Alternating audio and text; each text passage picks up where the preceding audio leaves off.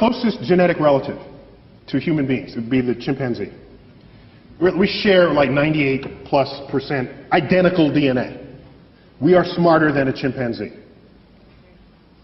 So let's invent a measure of intelligence that makes humans unique. Let's say intelligence is your ability to like compose poetry, symphonies, do art, math, and science, let's say, okay? Let's make that as the arbitrary definition of intelligence for the moment. Chimps can't do any of that. Yet we share 98, 99% identical DNA, okay? The most brilliant chimp there ever was maybe can do a little bit of sign language. Well, our toddlers can do that. Toddlers. So here's what concerns me deeply. Deeply. Everything that we are that distinguishes us from chimps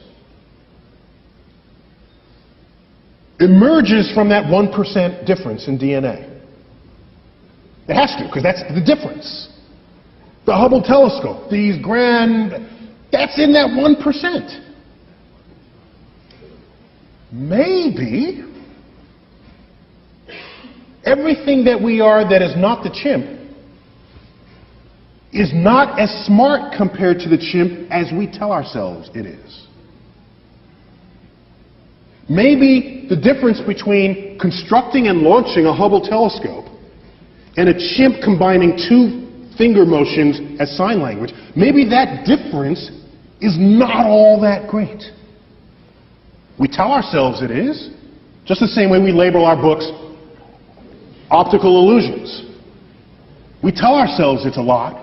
Maybe it's almost nothing. How would we decide that?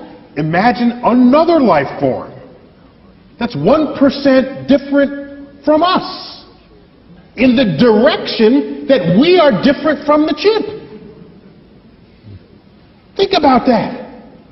We got 1% difference and we're building the Hubble telescope. Go another 1%. What are we to they? We would be drooling, blithering idiots in their presence. That's what we would be.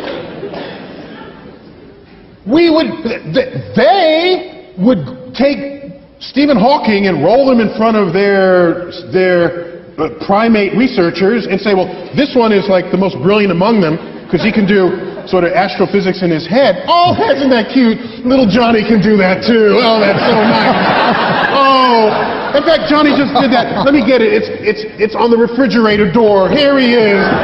He did it in his elementary school class. Think about how smart they would be. Quantum mechanics would be intuitive to their toddlers. Whole symphonies would be written by their children and, like I said, just put up on the refrigerator door the way our pasta collages are on our refrigerator doors.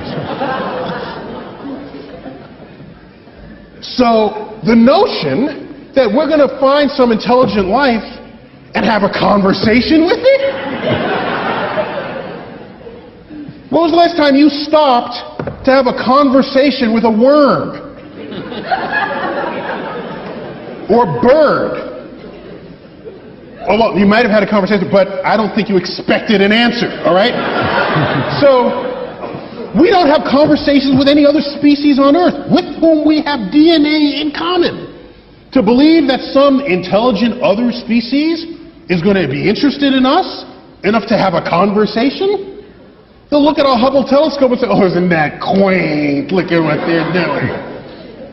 So I lay awake at nights wondering whether simply we as a species are simply too stupid to figure out the universe that we're investigating. And maybe we need some other species, 1% smarter than we are, for which string theory would be intuitive, for which all the greatest mysteries of the universe would be something that they would just self-intuit.